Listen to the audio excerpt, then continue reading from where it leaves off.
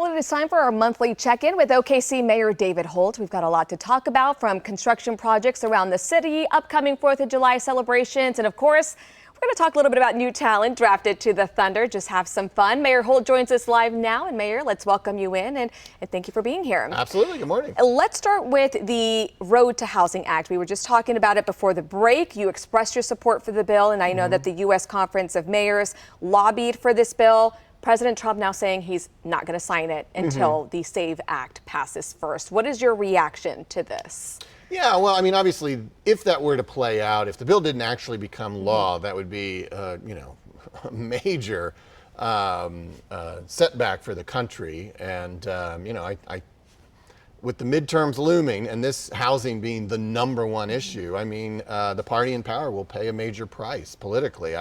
So just for political reasons, it's kind of suicidal. But for practical reasons, the stuff I care about, policy on the ground, I mean, this is really important.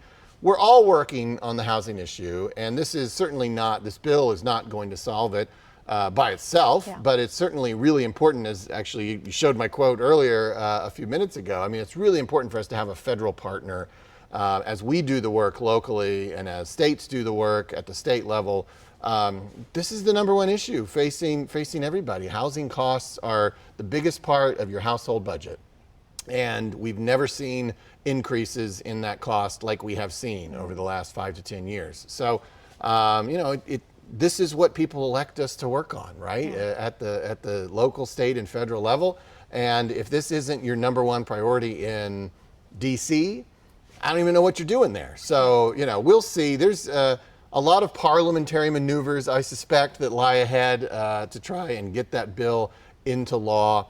And it doesn't necessarily need the president's explicit approval. So, I'm sure that smart people in Congress, including the people from Oklahoma who represent us there and voted for this bill, are working on that, and hopefully they'll get it across the finish line. Yeah, and so something we'll all be watching there.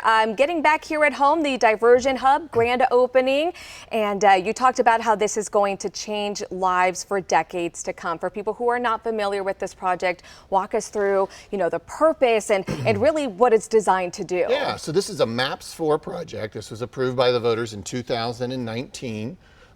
In the meantime, Diversion Hub did start some of their work, decided to go ahead and test out the concept on a limited basis while the building is being built. But yesterday was sort of the official beginning of the real initiative in its real building, and all funded by the people of Oklahoma City. And Diversion Hub is a place that brings together all the services that could be helpful to somebody who is currently engaged with the criminal justice system.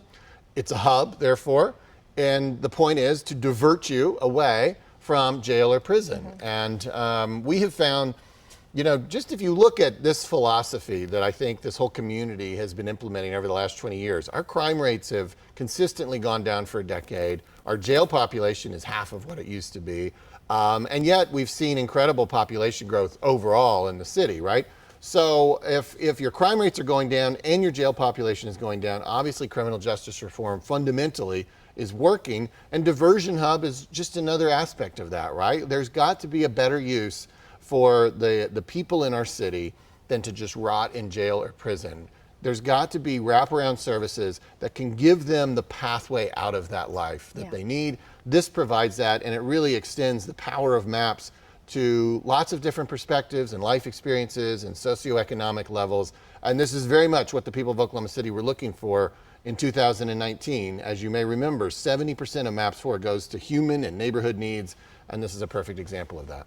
Let's talk about some projects here around the city. Want to get through them as quickly as I can. Sure. So we've got ongoing construction Northwest 23rd. We know local businesses there kind of suffering a little bit during this. They see, the light at the end of the tunnel, but they are struggling. Your message to them and also to people to get out and support them. Sure, absolutely. Well, first of all, it was the businesses on 23rd that advocated and asked for this, right? And so that's going to be a great outcome in the end. And I had to be convinced. I was not necessarily on the same page with them originally, because there was a beautiful median with some beautiful trees, but the businesses really feel that the outcome here is going to be superior. And really, when you look at the renderings, I think everyone tends to agree. But certainly, there's some growing pains in the meantime. So certainly, get out there and support those great businesses on 23rd Street, which of course is Route 66. Yeah, we love it. A lot of great businesses out there. Union Station getting some work done as well. What kind of upgrades and renovations can people expect here? Yeah, that's part of some MAPS $3 that came in extra that we were able to fix up Union Station and ultimately in the months and years ahead turn it into an active participant in Scissortail Park.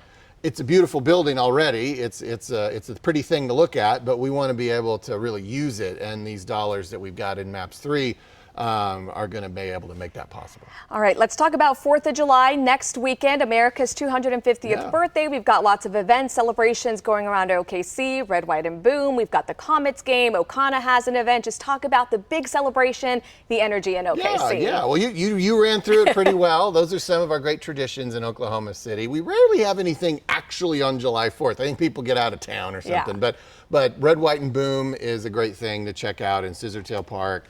You mentioned some of the other stuff. Comets game is a great way to celebrate, and I think I would say just thinking about the unique American experiment is what I hope everyone will take at least a few minutes to think about and consider next week, because this is not normal really in the life of human civilization.